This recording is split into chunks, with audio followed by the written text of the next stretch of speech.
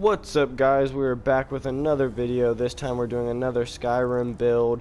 It's been a couple weeks since I filmed one of these, so it's nice to be back doing it again. Yeah, this time we have a Altmer warrior build, a High Elf warrior, in all glass armor with a sword and shield. So yeah, let's get into it. So this guy's main focus is a warrior, obviously, but he also uses some alteration, so it's good to be a high elf because they have the magicka regen ability. Also, it fits with the lore of the character, and that's the main reason I chose it. So, starting with weapons, we have the glass sword. When fully upgraded, it does 185 damage.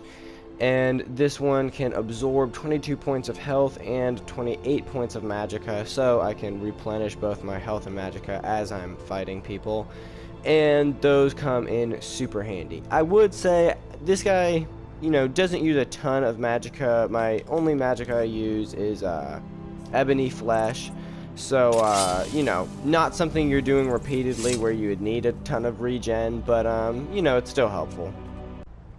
Now for armor, we have the glass armor, and the glass armor set is light armor, but it's still pretty fucking good for light armor. When fully upgraded, the armor itself does 256, or has an armor rating of 256, and this one is enchanted to increase my health by 70 points, and alteration spells cost 28% less to cast.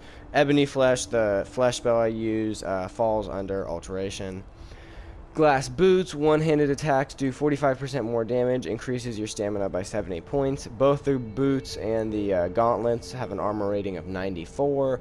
The gauntlets increase my one-handed attacks by 45% more damage. That's why my sword does so much. Block 45% more damage with your shield. Glass helmet, alteration spells cost 28% less to cast, increases your magicka by 70 points. Both of those are good. Basically, it takes nothing for me to do ebony flesh, which is always good. And, you know, I could do dragon hide, I believe it's called, but I just don't like to do that whole, like, animation for hella long. But, yeah, so the glass helmet has an armor rating of 116. The glass shield has an armor rating of 81, which isn't the best, but isn't the worst. Block 45% more damage with your shield, increases your health by 70 points. And then I have a silver necklace that makes one-handed attacks do 45% more damage, increases my health by 70 points. And I have a silver ring that increases my stamina by 70 points. One-handed attacks do 45% more damage. Stamina is helpful for blocking with your shield and power bashing. For a complete armor rating of 640, which is pretty good for light armor, put out a total of, what would that be, 207 damage. So yeah, those are pretty good for glass armor and weapons. That's a lot of, you know, that's a lot of damage for a glass sword. So yeah, let's test this out some, shall we? Should we test it on the guard right here? All right, let me give myself the little ebony flesh. And let's get into it. What do you think you're no more. Oh, I messed him up. And I'm on expert difficulty. I'm not playing on a low level. There's a guy right there.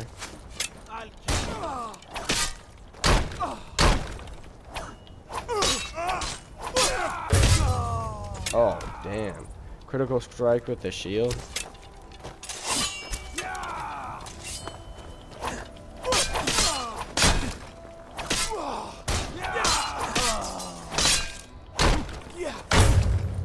That's all you got. Oh, damn. So yeah, wiped out those guards like it was nothing. So yeah, let's go into the perks, shall we? So for alteration, you're gonna want to get up to expert level, and then the only thing I did is Atronach, so I absorb 30% of magicka spells that hit you. There are other good perks, but I just didn't choose to do them on this build. Magicka resistance and mage armor are two good perks. Stability is good as well. But something I would consider if you're doing the Atronach perk is it affects, or actually I am not sure if it affects conjuration, but the Atronach stone does affect conjuration, I believe. I believe it makes like 50% of magicka or something like that absorb, and there's something about whatever percentage of magicka you absorb, that percentage of the time conjuration spells don't work. I don't know why that's a thing, but it was happening to me, and I looked it up, and apparently it's a thing. So I would consider that if you're a conjurer. I wouldn't get anything with spell absorption. Absorption enchantments on weapons are fine. That won't like affect you at all. But things like this I might avoid. But yeah. For block, you want to max out shield wall so blocking is 40% more effective. Then get this so you can do a power bash. Then get this so power bashing does 5 times more damage. Then get this so you can disarm people while power bashing. And then this makes it so while you're sprinting with a shield raised, you can knock down targets. So it's like as if you just like ran into them while, you know, holding a shield up. So yeah. And then one-handed, you want to almost fully max out besides the dual wielding part. You want to max out armsman, so one-handed attacks do twice as much damage. I chose to do a sword, so I did bladesman. So attacks with swords have a 20% chance of doing even more critical damage. I think the levels are critical damage, more critical damage, even more. So I don't know exactly what that equates to, but you know, that's how they measure it. Then you want fighting stance, so power attacks with one-handed weapons cost 25% less stamina. You want to have more stamina so you can bash with your shield more. Savage strike, standing power attacks have 25% bonus damage and a chance to decapitate enemies. Can do a one-handed power attack while sprinting that does double critical damage. This is my favorite attack in the whole game. While you're running at someone, if you have this and you hold down, you just do this like lunge forward attack that like fucks up anyone. It's super good, and it staggers like basically everyone. Backwards power attacks has a 25% chance to paralyze the target. That's always good as well. And then I put a couple skills into restoration, cast novice restoration spells for half. Magicka, dual casting, of course, regeneration, so it does 50% more, and healing spells also restore stamina. Like I said, you want stamina so you can do power bashes with your shield. And then the last skill you're going to want to work on, and this one you're basically going to want to just max it out completely, is light armor, and then you want to max agile defender out, so light armor rating is increased by 100%. Custom fit, 25% armor bonus. Light armor weighs nothing. Stamina regenerates 50% faster. Matching set, 25% armor bonus if wearing a matching set. You only want this if the build you're going for is going to have a matching set. This one does, so that's why I have it on. 10% chance of avoiding all damage from a melee attack while wearing all light armor, so that's also good. And yeah, that's about it for the perks. Let's do some more testing out of the build, shall we? The Stormcloaks. But we haven't taken a side because it's not our fight. Hey, maybe the reason these Greyskins don't help in the war is because they're Imperial spies. I've been looking for you. Got something I'm supposed to... There's a new Bro, museum this is opening not up in the Dawnstar. time, man. I was about to... to Alright, well, I was about to start, starting the killing and the, testing of the build, but then this courier messed my whole shit up, so I might have to kill him. Good as dead. So as you can see, this light armor is holding up very nicely against, just simple guards. And the sword is definitely fully functional when taking out pesky Stormcloaks. What happened? But you know what? This is not a very interesting area to fight. This is not really populated enough. So I say, let's go somewhere else. Don't get any bright.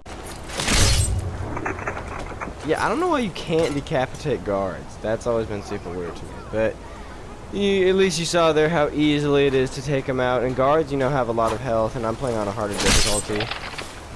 I mean, one shot's normal people like it's nothing. Help! Someone's being attacked! Help! Someone!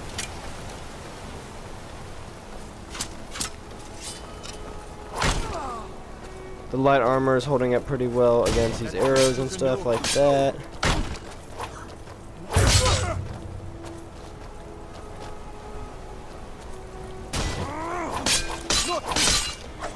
The shield comes in pretty handy for blocking attacks. And yeah, I'd say the sword works especially well with the shield because, you know, the shield stuns him and the sword is the fastest, so it can get a lot of shots in. I'll try and make this quick. The shield is kind of about timing, though. You wanna strike at the right time, so it has like a good stagger effect. And as you can see, the absorption can kill them like a couple seconds after the actual hit hits them.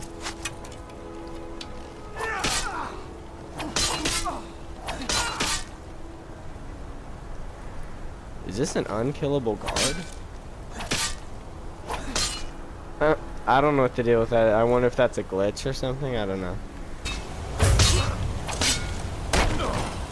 So yeah, I would say glass is definitely one of the best light armors, and it you know, it doesn't take, you know, the whole like dragon.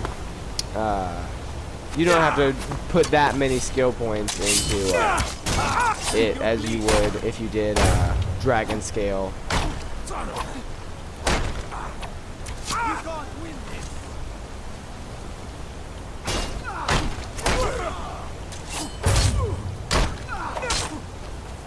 But yeah, as you can see, this light armor is holding up really well against these guards. I was honestly not expecting it to hold up this well. And I don't even have my ebony freshman. But, you know, that can always help.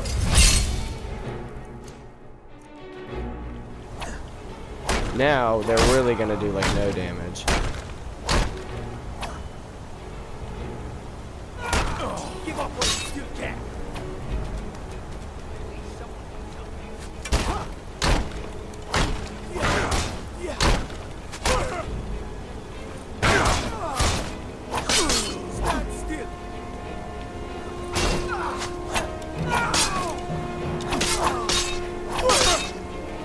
Another guard that can't die. That's so weird.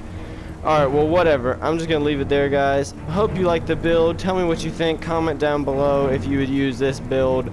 If you think it's good, if you think it's trash, let me know. And I'll see y'all in the next one.